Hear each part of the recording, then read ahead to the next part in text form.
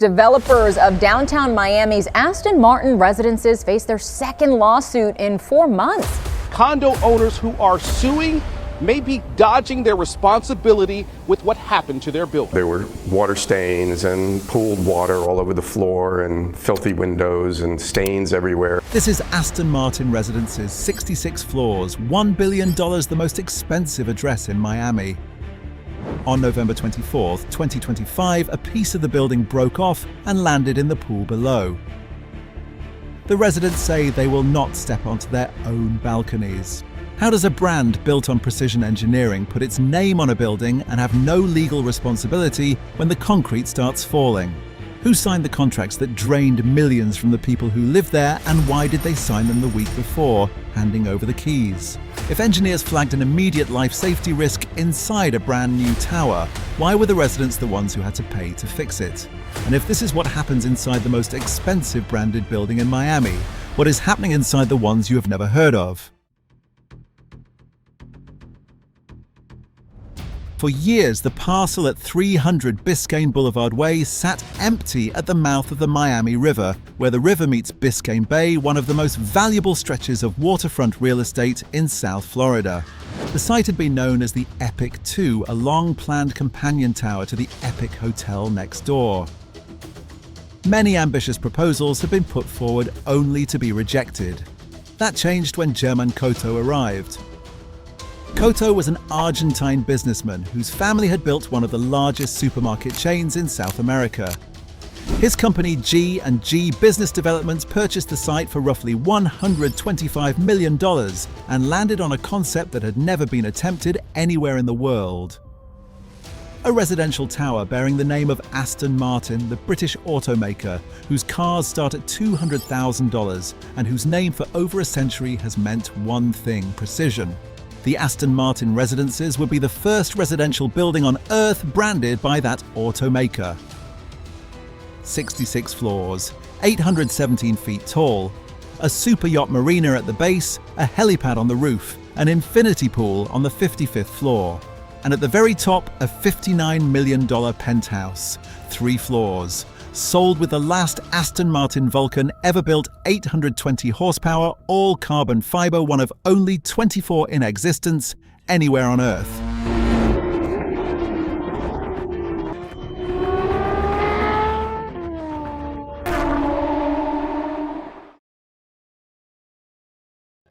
The pitch worked. By 2022, the developer was reporting 99% of units sold and more than $100 million in revenue in just the first 2 months of that year. Buyers were told the Aston Martin name on the door meant the same obsessive standard behind every wall. Nothing skipped, nothing rushed. And among the promises in every sales brochure, exclusive beach club access at the Ritz-Carlton Key Biscayne, a luxury resort on Key Biscayne, a private ferry, a reserved stretch of sand, a lifestyle befitting the address. What no brochure made clear was this Aston Martin's role ended at the logo. The automaker was not financing the tower, not managing construction, not signing off on a single concrete pour.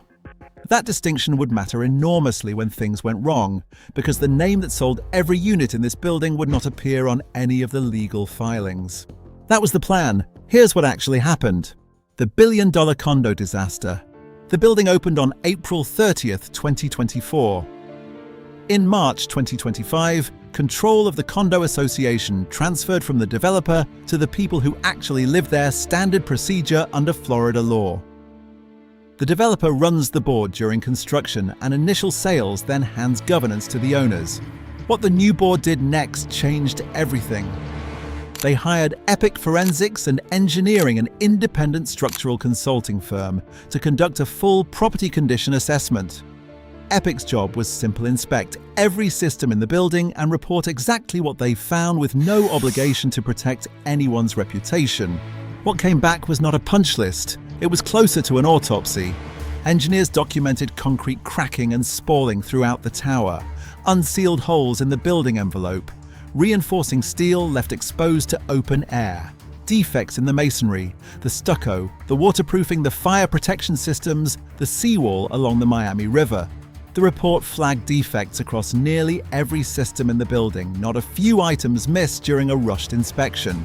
According to the engineers, these were problems embedded in the structure from the start. The balcony conditions were the most immediately alarming. Engineers found spalling and erosion along slab edges, loose concrete at heights where a falling piece travels hundreds of feet before it hits the sidewalk below. On November 24, 2025, a metal cap sealing one of the structural cables inside the building's concrete broke away from the exterior and landed on the pool deck below. Nobody was sitting there. That was luck, not engineering.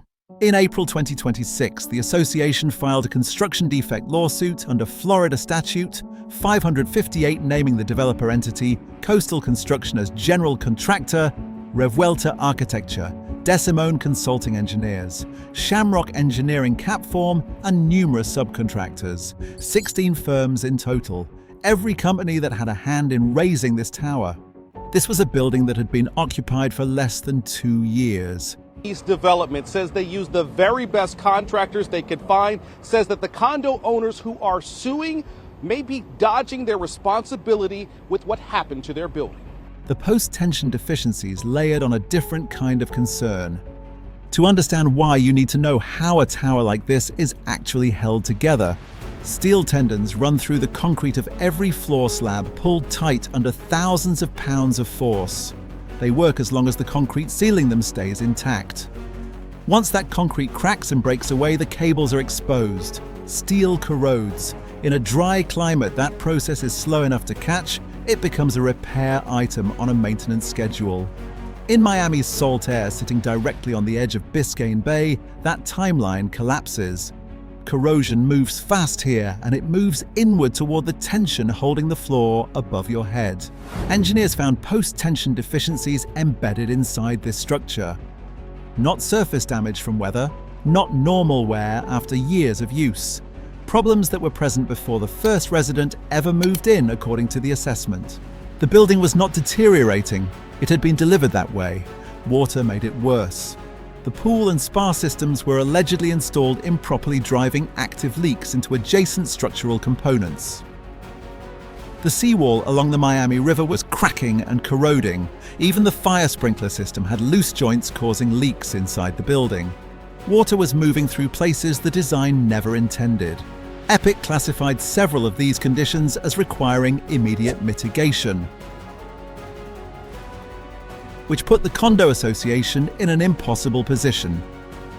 They had to spend their own money collected from unit owners through assessments to address life safety hazards before any court could determine who was responsible for creating them. The owners were paying to fix a building they did not break. And that was before anyone looked at where their money had actually been going. When the new board took control, they hired forensic accountant specialists who trace where money actually went alongside the engineers. What those accountants found, according to a separate lawsuit filed in February 2026, targeting the developer's financial conduct specifically, was what the association's attorneys described as an immense shell game. Before handing over control, the developer-controlled board had systematically awarded contract building management concierge services, security valet cleaning, to companies owned or controlled by German Condo and his associates. A security vendor with little established track record received a contract worth close to $800,000, the suit alleges, without competitive bidding. A concierge company invoiced more than $34,000 every single month, with documentation so thin the association could not confirm whether any of those services were ever performed. The association was charged $70,000 in rent for a management office inside the building in a unit owned by a Condo-controlled entity, despite free office space being available elsewhere. According to the lawsuit, those contracts were signed in the days immediately before the developer handed over control. And when the new board took possession, the computers legally required to be transferred with full financial records had been wiped clean. The lawsuit seeks more than $5 million in damages and a full accounting of every dollar that moved through that building. The association's attorney, David Haber of Haber Law, described it plainly. He had never seen this level of brazen self-dealing by a developer in his career. And then there were the amenities. Luxury promises, dangerous reality. Michael Diaz Jr. is a Miami attorney. He bought a unit at the Aston Martin Residences and was elected president of the Condo Association after the developer handed over control. One of his first calls was to the Ritz-Carlton Key Biscayne to arrange the exclusive beach club access that every buyer had been promised in the sales materials. He expected to work out logistics. Instead, when he described the promised arrangement to hotel staff, their response stopped him cold. As Diaz put it afterward, the only thing that was right about what I was saying about the ferry was it was a fairy tale, nothing more and nothing less. The beach club had never existed in any form the hotel recognized, and Diaz was not alone. Every buyer in that building had been promised the same things: the marina, the helipad, the private ferry to Key Biscayne. According to the association's lawsuit, none of it was properly delivered. Now think about what that means for the person at the very top. The $59 million penthouse, nearly 20,000 square feet across 3 floors. The Aston Martin Vulcan in the living room, a trophy by design. But the balcony was not a trophy. It was supposed to be real space. The best view in Miami. The thing you actually live in. Residents say they will not step out onto it. One balcony was visibly drooping, chunks of concrete on the surfaces, shattered glass with no explanation. The building was shedding pieces of itself, and the people walking on the sidewalk below had no idea. Finding shattered glass on some balconies, unsealed concrete, chunks of it falling off balconies to the ground, leaving holes, reinforcement steel exposed and rusting. They paid for total security. They got the opposite, and no one who sold it to them is being asked to account for the difference. One logo, over $1 billion in sales, zero legal obligation to the people who bought it. That is not an accident. It is how branded real estate is structured. The automaker licenses its name, collects its fees, and walks away before the first resident moves in. In Florida, construction defects in new buildings are not the exception, they are the expectation. And when things go wrong, the brand is not named in any lawsuit, does not write any check, and bears no consequence for what was built in its name. The developer takes the liability, the owners take the bill, the brand takes the exit. A logo is not a guarantee. In this business, it was never meant to be. It is not just this building. Across-town owners at Missoni Baia, a luxury tower in Miami's Edgewater neighborhood, branded by Italian fashion house Missoni, sued their developer over 76 alleged construction defects. Cracked foundations, water intrusion, inoperable elevators. Different brand, same outcome. David Haber represented both associations. He described it plainly. It's what I would call a vicious cycle that doesn't end. Virtually every new high-rise condominium in Florida goes through it. Not some, not most. Virtually everyone. This was not a construction failure. It was a system that rewarded branding, protected developers, and handed the bill to the people who believed the pitch and punished nobody for building it. Would you have bought here? Or does a name on the door mean less than you thought? The same model is already approved and selling across South Florida. You just don't know which building is next. The project you just watched took years to fail publicly. The next one on this channel took longer and cost more. Subscribe, because by the time it makes the news, it's already too late. Comments are open. Name your city.